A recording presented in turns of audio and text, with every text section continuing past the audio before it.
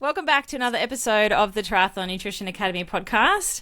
We have got a cracking lineup of guests for you to kick off the new year. Today's guest is definitely up there as one of my favourite people to talk about triathlon, nutrition, and just generally shoot the breeze. He is a talker, so we will have to keep him under wraps. But joining me today is Steve Duquette, all the way from a tiny town called Tiny, Ontario in Canada. Welcome, Steve. Hey, Taryn.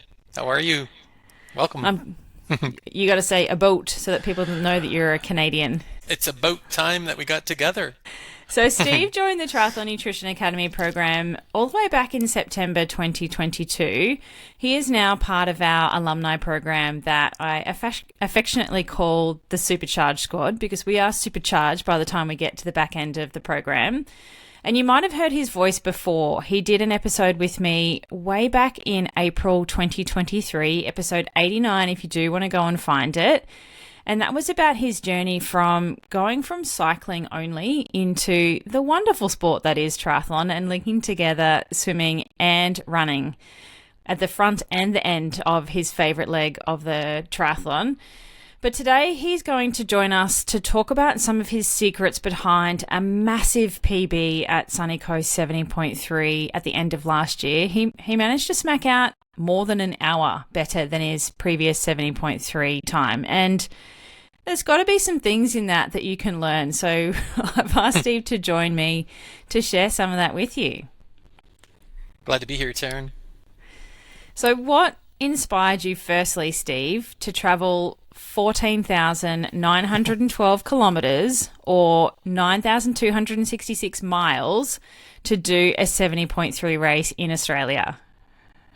Yeah, you got to figure there's a few races in Canada, right? Yeah, there's way cheaper ways to do a 70.3. Oh, boy. Yeah.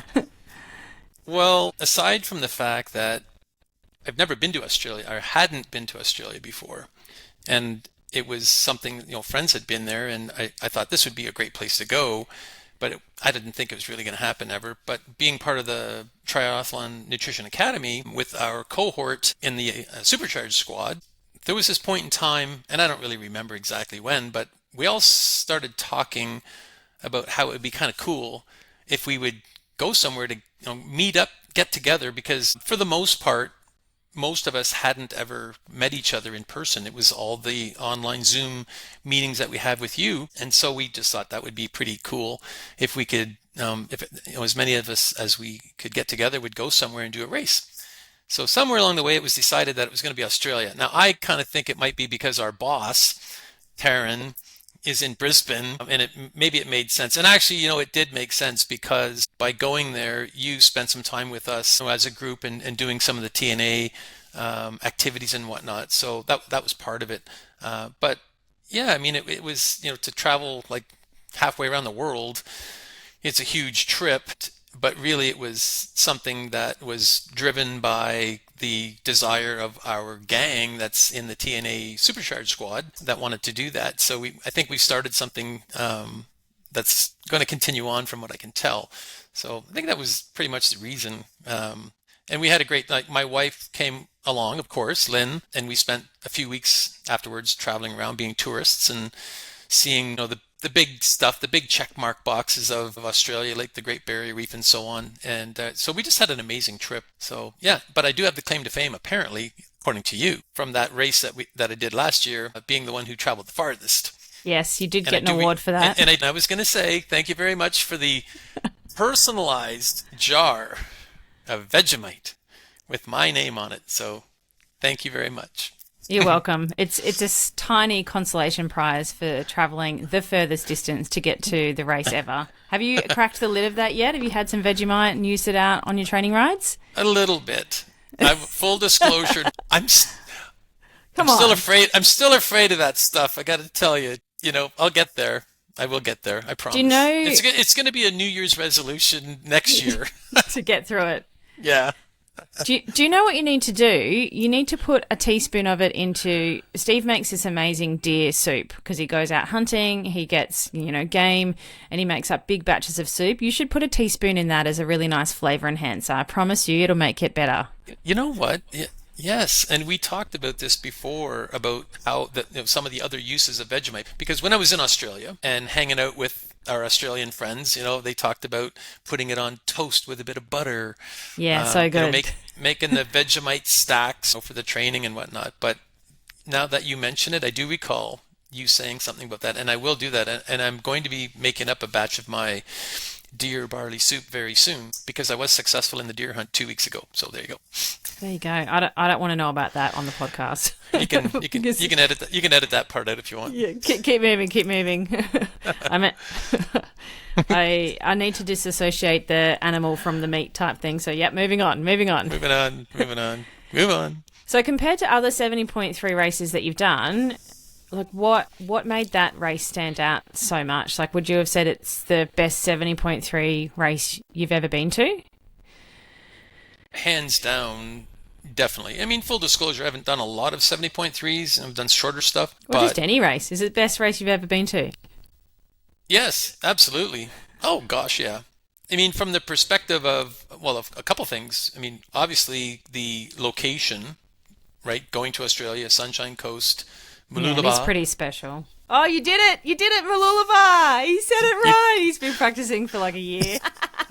After 200 tries, I figured at some point I'd get it right. So aside from going to, you might kind of consider it almost like an exotic location. Maybe there's more exotic places, but for me that was pretty exotic and pretty amazing. More than that, my previous races, honest to goodness, I got to the point when I did a few of these races, it wasn't going well, and I really started to think to myself, this is painful.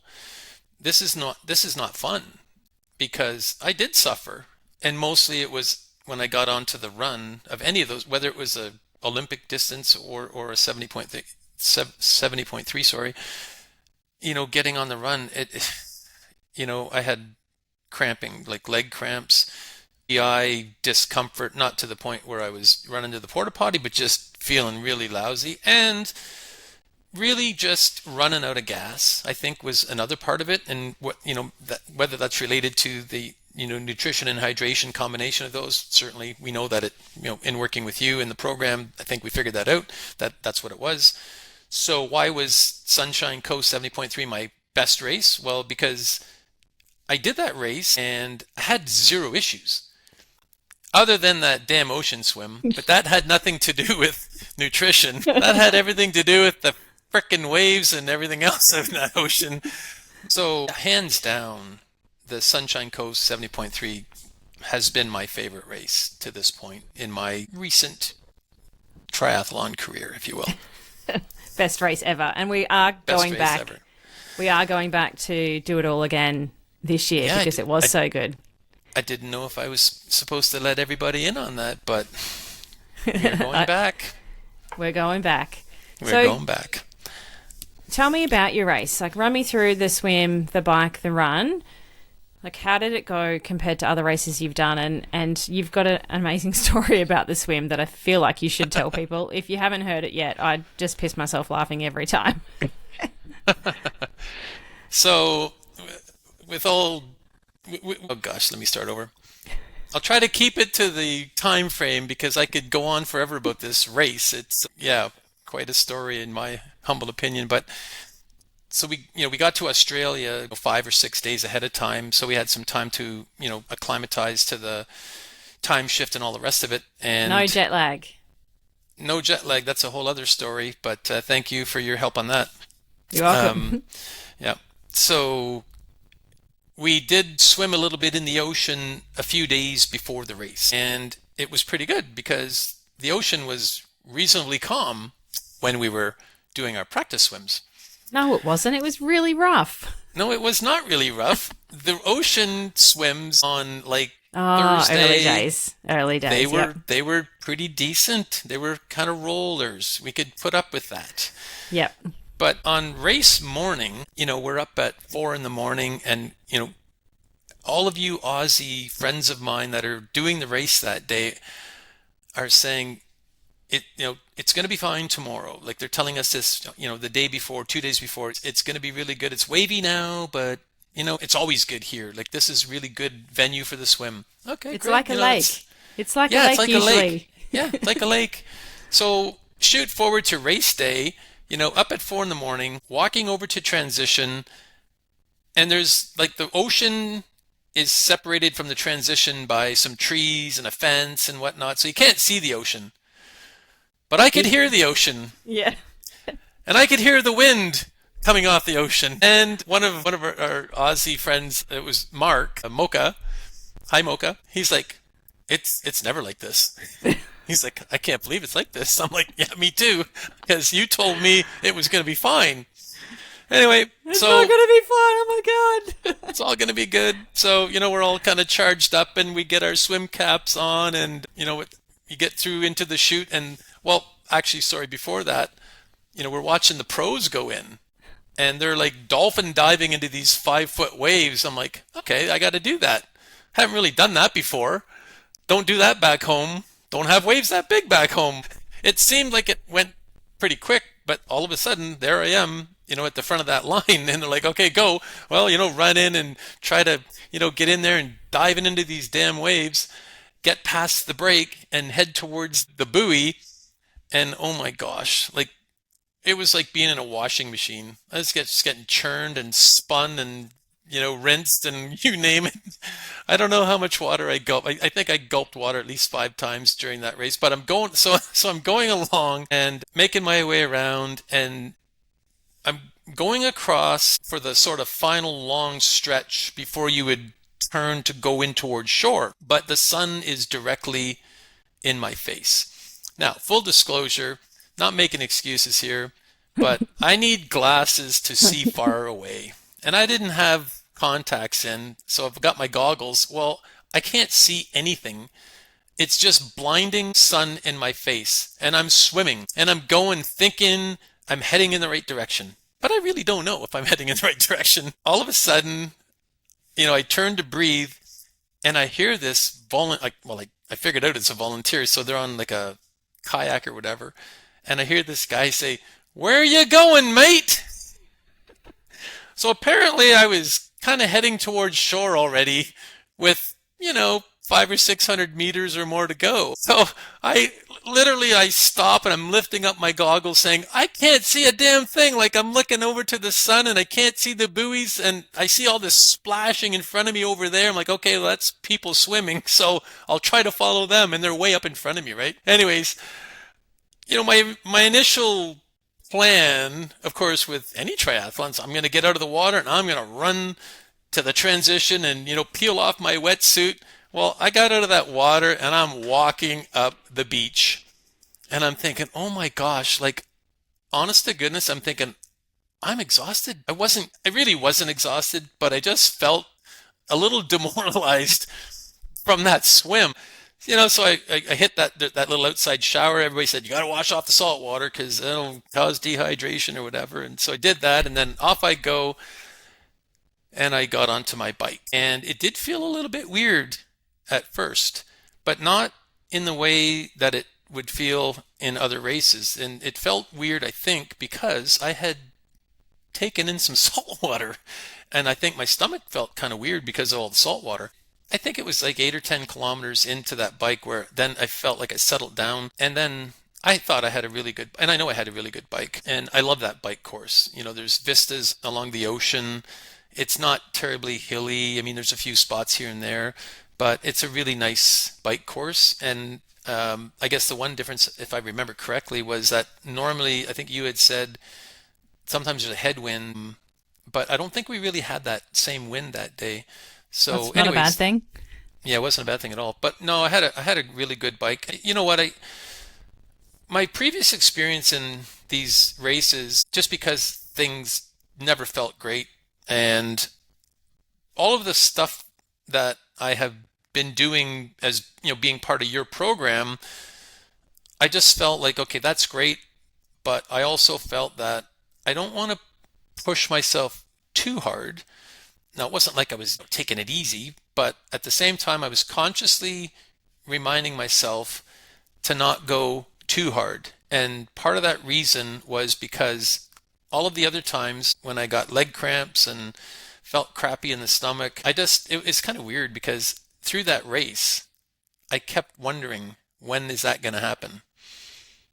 And it never happened. And so it didn't happen on the bike. And I honestly goodness, like I did the bike and I thought, man, like I feel kind of sad that the bike ride's done. I want to keep biking some more. It was good. And I know that I could have probably pushed harder, but I'm kind of glad that I didn't. So anyways, I got off the bike and did the transition. And again, what was really interesting and in a very positive way, unlike other races, when I got off the bike and started running, where I almost had like no energy and started cramping almost right away, I started running. And I'm like, oh, hang on a second. Like, why does this feel good? Like, when are my legs going to cramp up? Like, why am I running at a 5:30 pace for now? I'm not a fast runner, full disclosure, and I certainly didn't run that fast for that race. But I started off at a pretty decent pace, which it did slow down. But at the same time, in any other race, that just never happened. So then, we got on the run and went out, and again, the entire time in the back of my mind, I was still thinking, when are those leg cramps gonna get me? And they never did. And I'm like, I got done that race, and I felt great. I chugged down some chocolate milk. That's one of the things I like to do. And so yeah, so I got done the race, and it was like, well, this was really fun.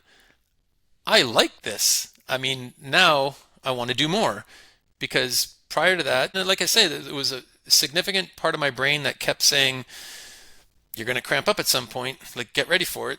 And oh well, if I have to walk, I'll walk. I'm getting my medal. I'm going to finish.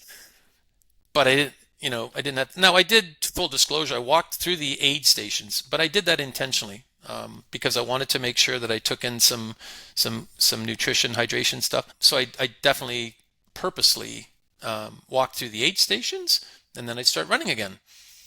And yeah, I mean, I look back at that race last year and I think, man, like that, just everything went so well. I was so happy with it, and it just made me feel like I want to do a lot more of this.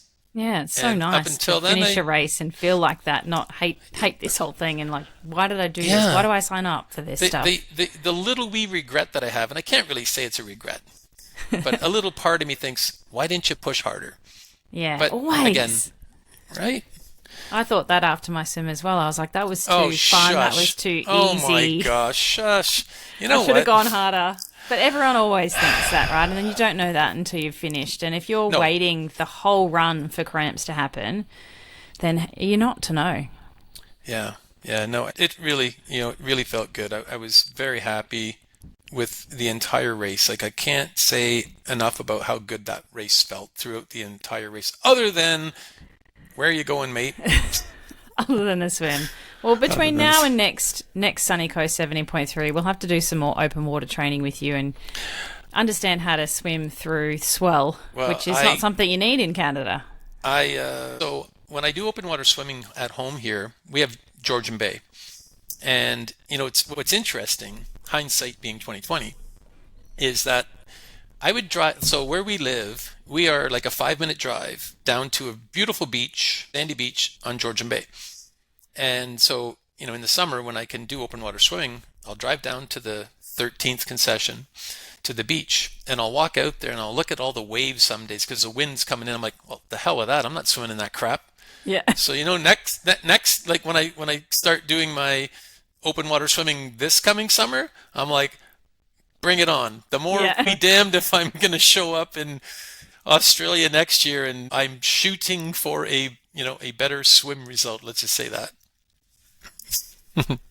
Amazing. So, what were there's a stark contrast between previous race performances and this one.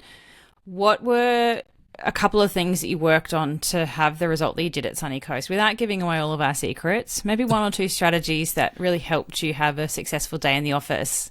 Yeah.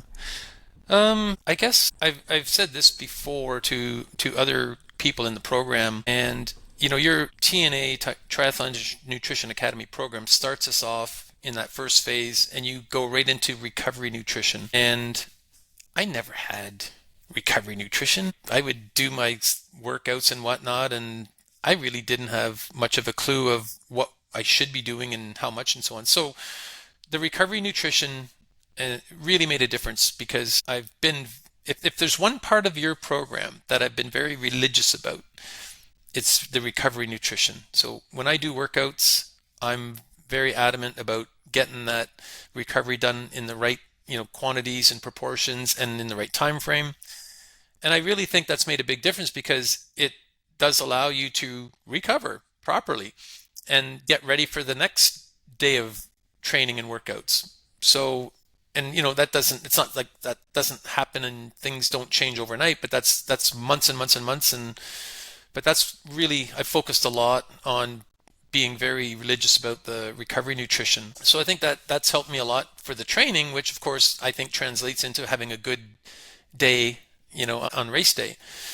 And then the other, I think, significant part, and this is where it's not necessarily just me, but it's the group that we are part of in the TNA Supercharged Squad in this case, where we meet every week, and whether it's myself or other members who are going to be doing a race, in the next month or two, you've given us a lot of tools to prepare race nutrition plans, pre-race nutrition plans, carbohydrate loading plans.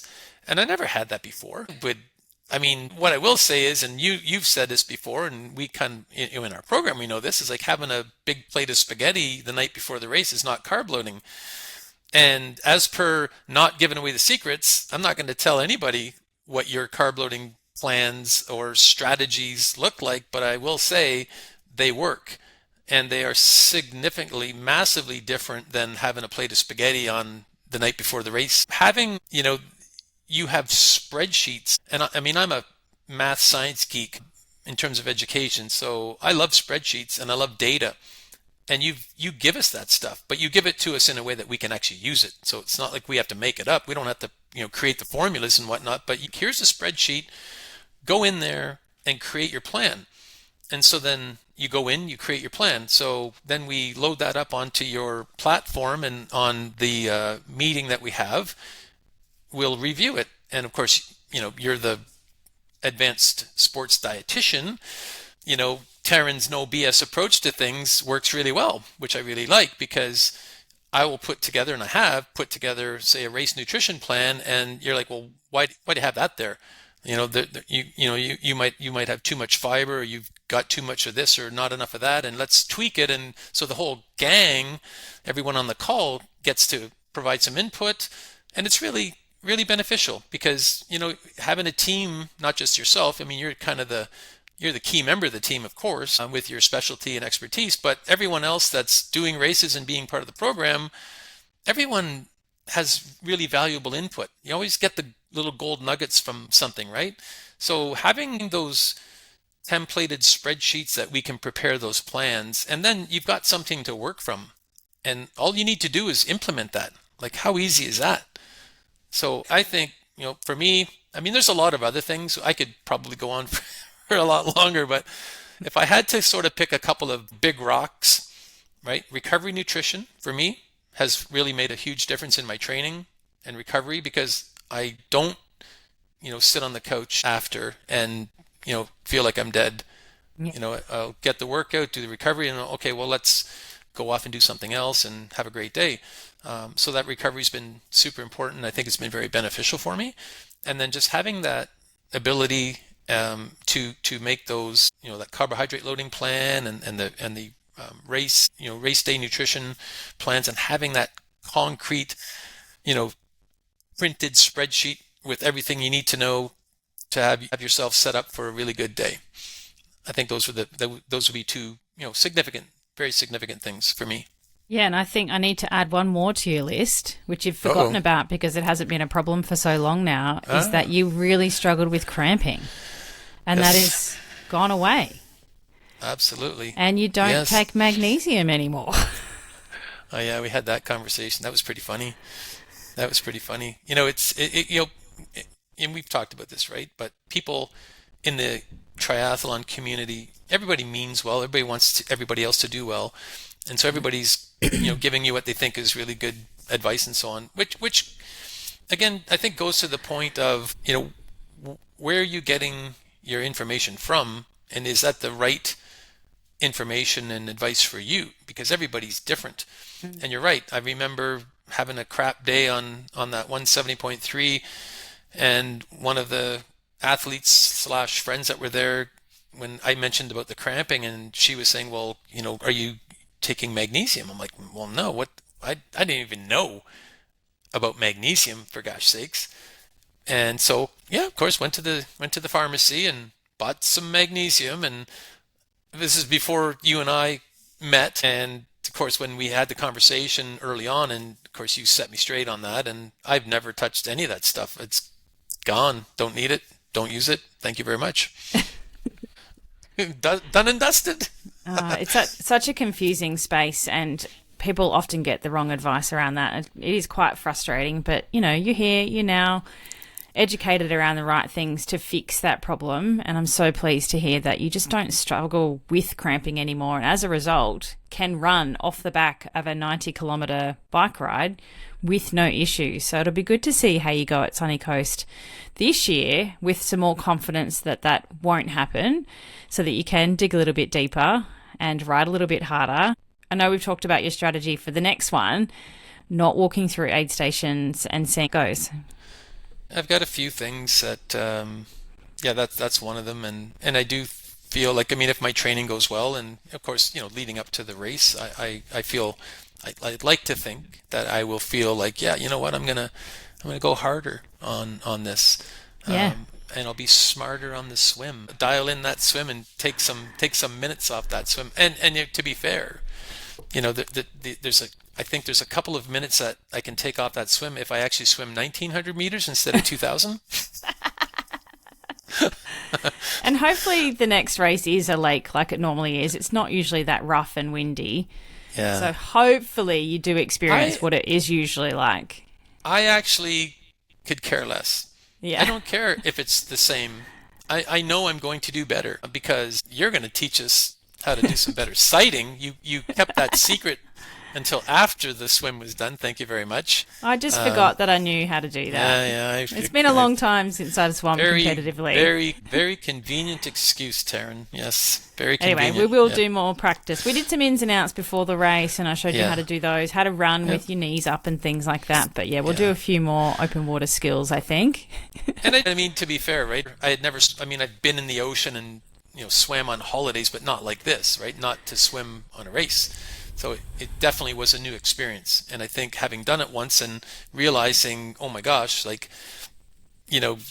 this was really different and difficult, but I do believe the next time I do it, it will be better just because I will be a little bit more knowledgeable and somewhat more comfortable.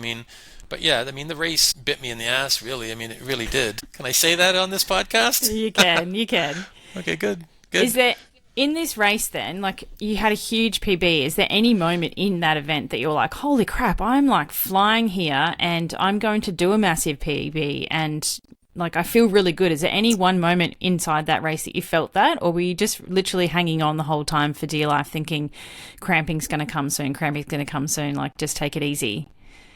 Well, I'll tell you where I didn't feel like I was going to get a massive PB is when I walked out of the water.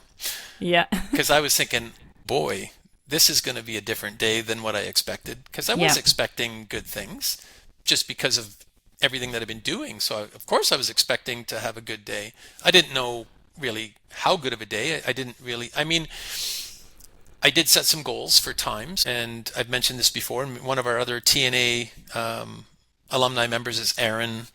And she always sets these 3 goals. And I did set 3 goals. And I did achieve my middle goal. But having said that, so in the back of my mind, certainly only because I had the cramping in the past, that was there. That was in my mind that it's like the devil on your shoulder. Yeah, it's like a distinct possibility that it could happen. But at the same time, so I got out of the water. I was feeling kind of exhausted, like a little bit beat up from that ocean swim. I really was, and just running through the sand up to go to transition. I'm like, oh my gosh, sorry, let me back up. I wasn't running, I was walking. Until you saw me and I yelled at you and then you started running. I tried my best to run as much as I could. Yes. So when I got biking, yeah, I mean, I felt good. I mean, my biking is my strength, of course it is. I've done so much biking, but yeah, when I was on the bike, I really felt like I'm gonna have a good day. It just, yeah, it was just going good. It was smooth and I was just kind of going along. I wasn't really thinking as much about the cramping on the bike, only because it did feel different. It didn't feel like any kind of something popping up, if you will. I don't know how to describe it, but it Yeah. just wasn't there. And like I said, when I, get out and back and all that, do the 90K and I'm coming into the transition and I'm thinking, oh man, like I wish the bike leg was longer because it was good. It felt really good. So then, unlike the T1 where I'm walking up the beach, like I'm off my bike and I'm sticking my shoes on. And of course, Taryn, the boss, has always said, like, don't be dilly-dallying in the transition. That's eating up time. Get your ass out of there. Don't be eating gels and drinking shit in there. Get out and start running. But in previous races, in other races, I had to dilly-dally because I was frickin' tired and I needed to drink some nutrition and take a gel and like sort of stand and think, okay, now you Could can do go. this. But this time it was like, yeah, get off your bike, get on your shoes, put on your cap, get the hell moving, and go Yep. get something at the first aid station, but get running. And I was able to do that. So maybe part of it was, psychological and just you coaching us with some of those kinds of things. But truly, though, I do believe that, I mean, yeah, I got done 90K bike ride after that challenging swim, and I was What running at a doesn't kill us makes us stronger. I know. And so yeah, so then I started running and like I said earlier, I was, initially running, I think it was like a 5:30 pace for a K or two or something like that. But that definitely slowed down.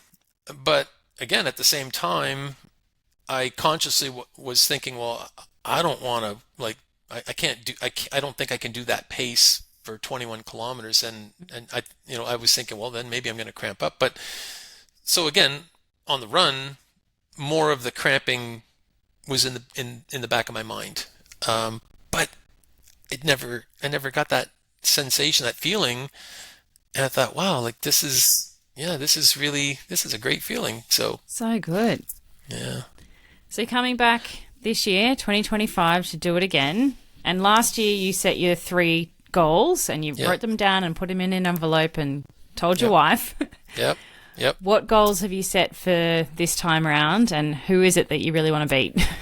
Sure. Who do I want to beat? Now I got to answer that one.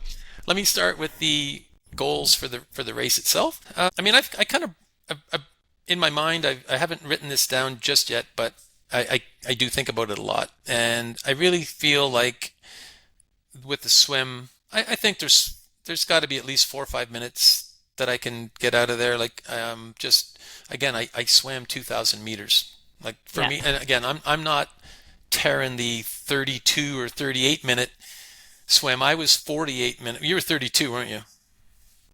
Go Yeah. ahead, say it.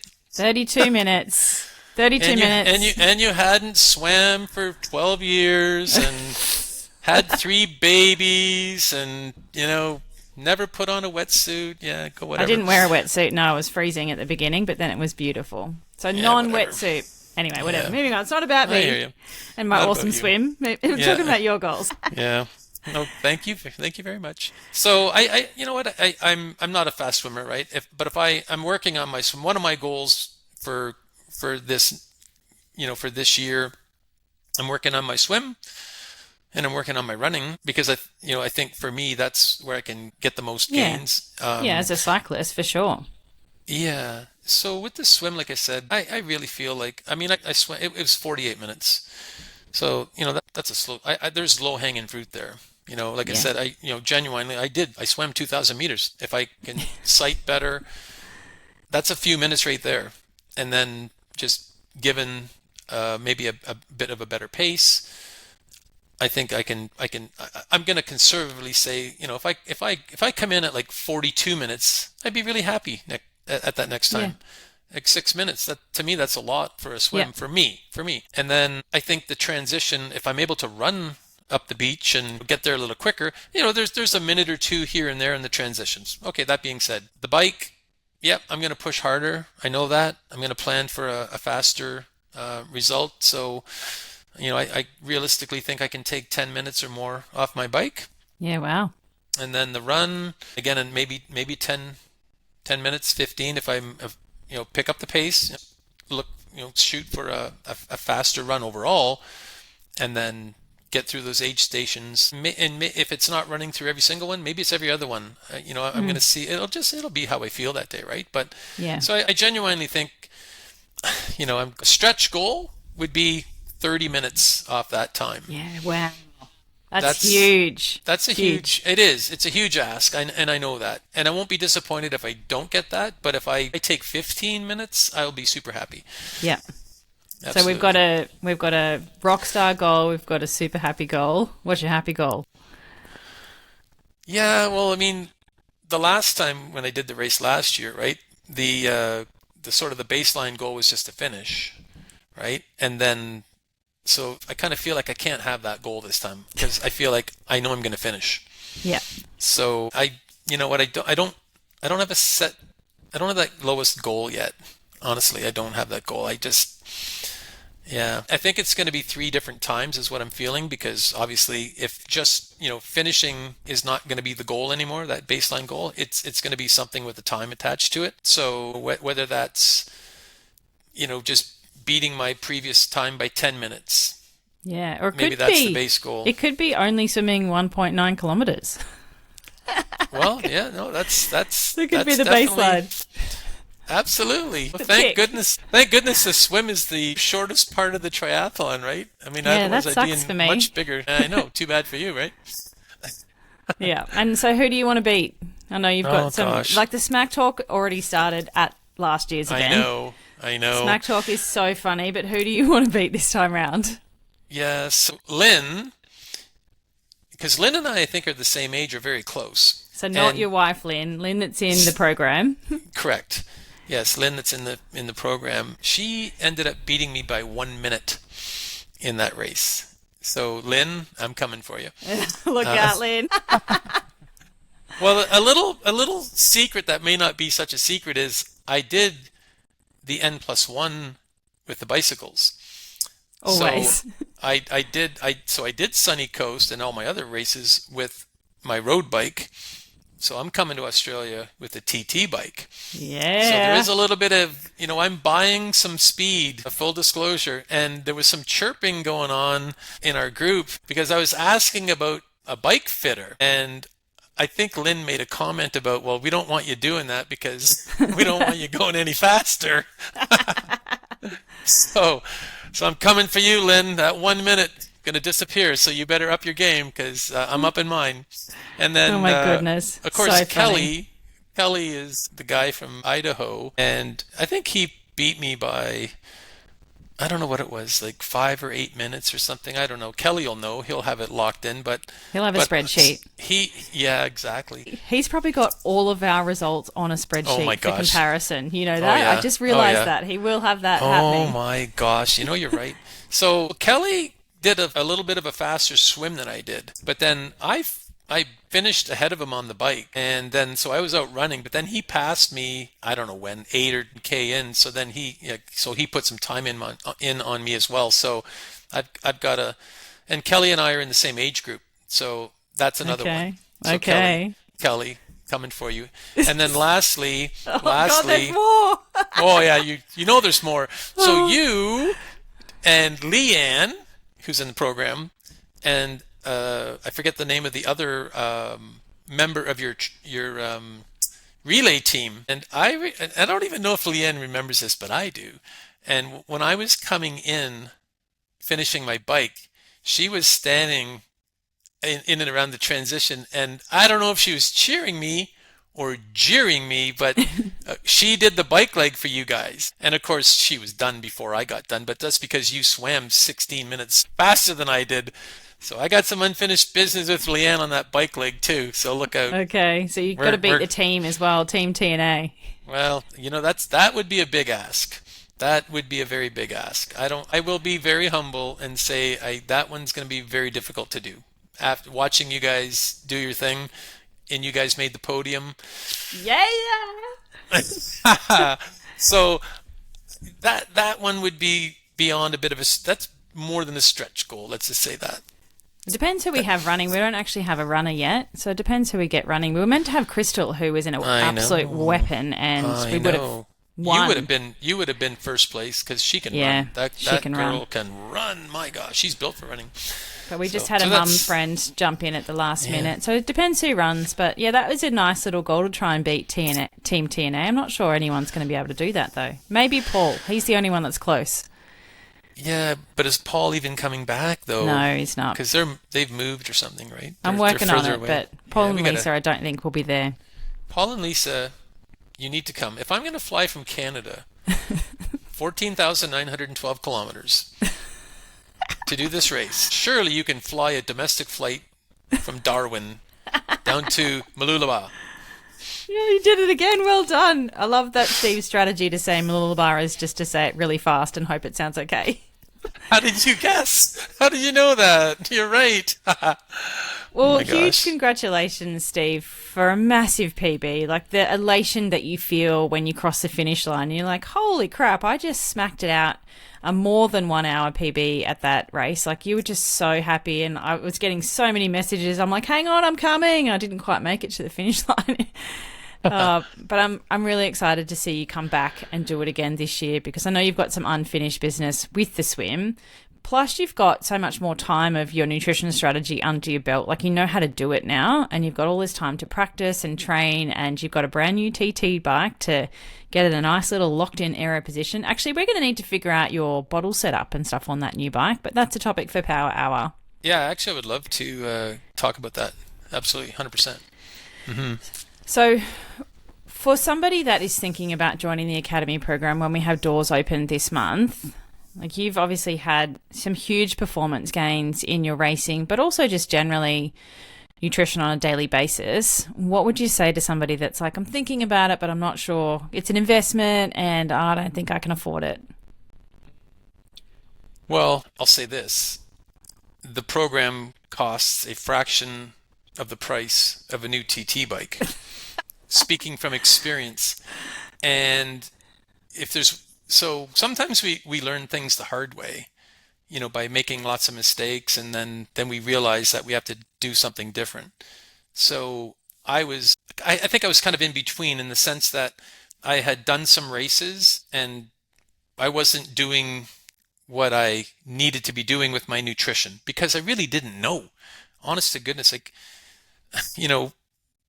I'm not, it's not like I'm an unhealthy person. It's not like I wasn't eating a reasonably healthy diet, because I was. But when you're trying to dial it in for, like, say, a 70.3 race, that takes a lot more preparation and planning, and I mean, months and months and months of doing the right thing. Well, how do you know what is the right thing to do? Again, you don't want to be relying on your friends and so on. So I'm a huge believer in seeking out someone who is qualified to provide the information, the advice, the strategies, the techniques for that particular thing. So, like, when I buy a new bicycle, I don't buy bicycles online. I go to my local bike shop and I have discussions and conversations with the people that own the store and the technicians that are there, and they are very knowledgeable. Some of them race bikes. They know what they're talking about. I feel like, wow, I'm getting some really quality information, and I can make a good decision. So after I struggled with some of these races back a couple years back, and I somehow landed on your podcast, and when you started talking about your no BS approach to nutrition and whatnot, I knew right away that I had to learn more about you and what your program was about. And I certainly had no intention of joining your program. I didn't, but I knew that I needed to see more and hear more, and I did that. And yes, I jumped in because, and when I don't even know how much I'm paying for your program anymore, and I could care less, because it's a very small amount of money in the grand scheme of things in terms of the value and the results that I've gotten from the program. And sometimes too, to be fair, it's, what I put into it that I'm going to get out of it. So if you're just going to pay the money but not, follow along and kind of do what you're told, if you will.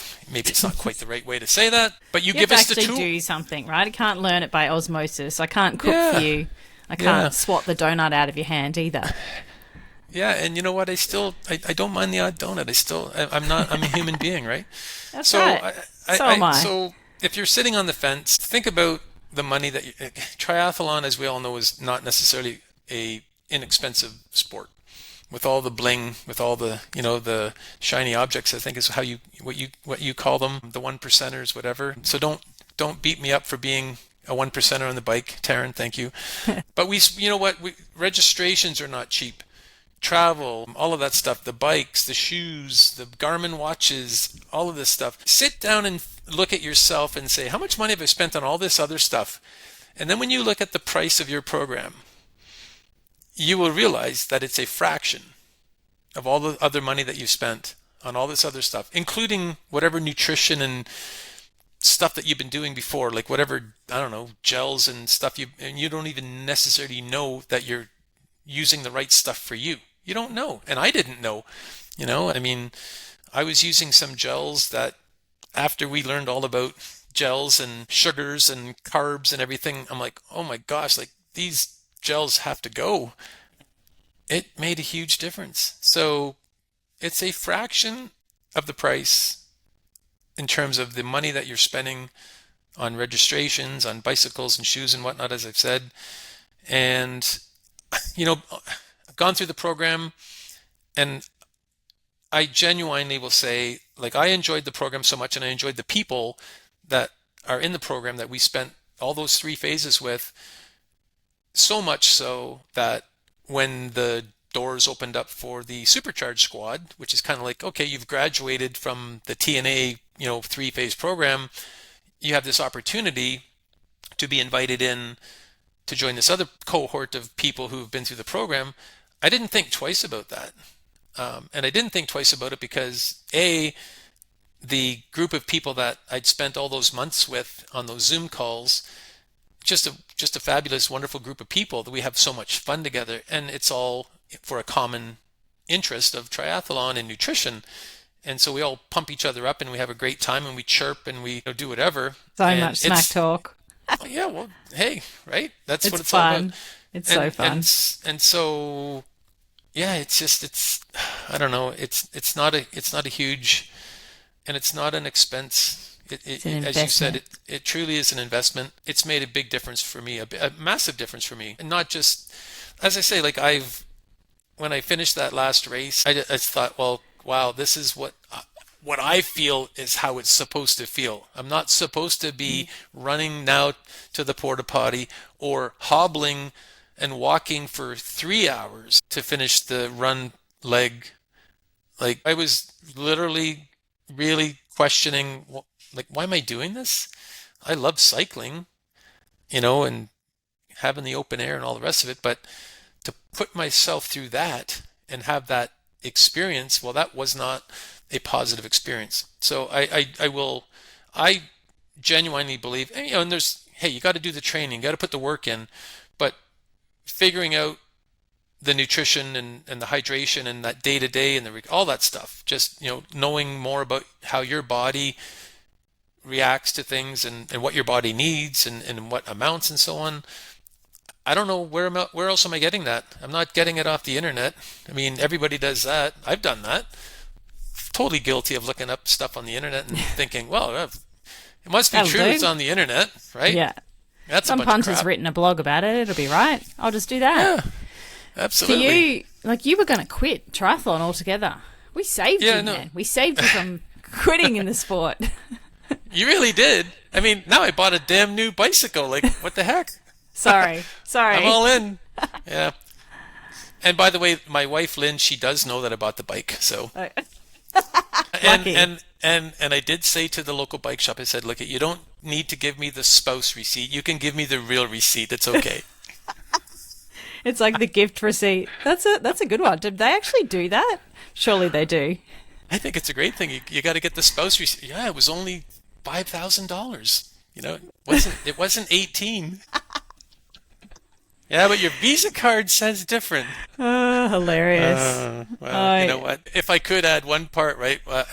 I do have super supportive wife in what I do, and all of this stuff wouldn't be happening without her either. So, Lynn, my wife, Lynn, thank you very much for supporting me Being in my awesome. crazy journey, and being awesome. And you met Lynn in Australia, so you know what she's like. Yeah, She I even look forward to babysat your meeting her kids. again. Yeah, thank Yeah, God for Lynn. there you go.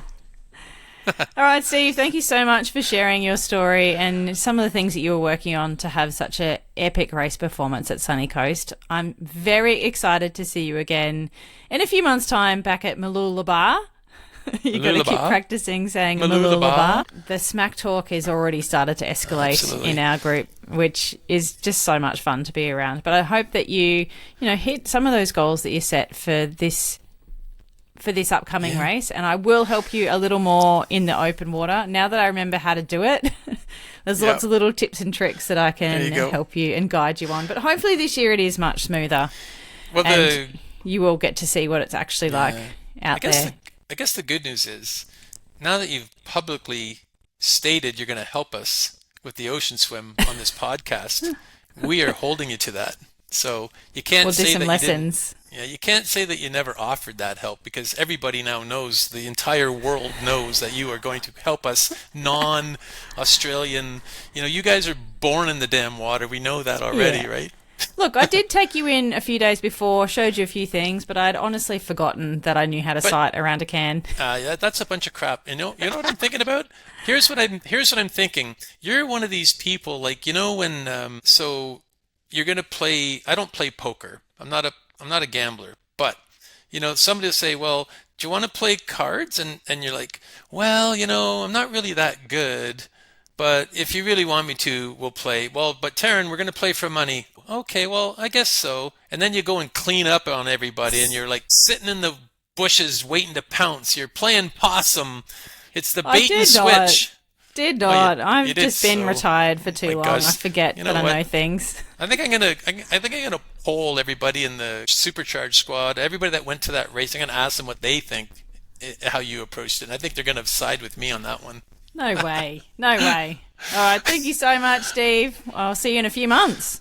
I appreciate the invite, and I'm happy to be on the podcast, and hopefully everyone else can benefit from sign up, people, like, honest to goodness. And I'm the worst sales guy. This is not meant to be a sales pitch, but honest to goodness, it's a fabulous. I have not found a better program for for us with nutrition and triathlon than your program, and I mean that genuinely. There is no better program out there, in my humble opinion. I agree. Thanks, Steve. You're welcome.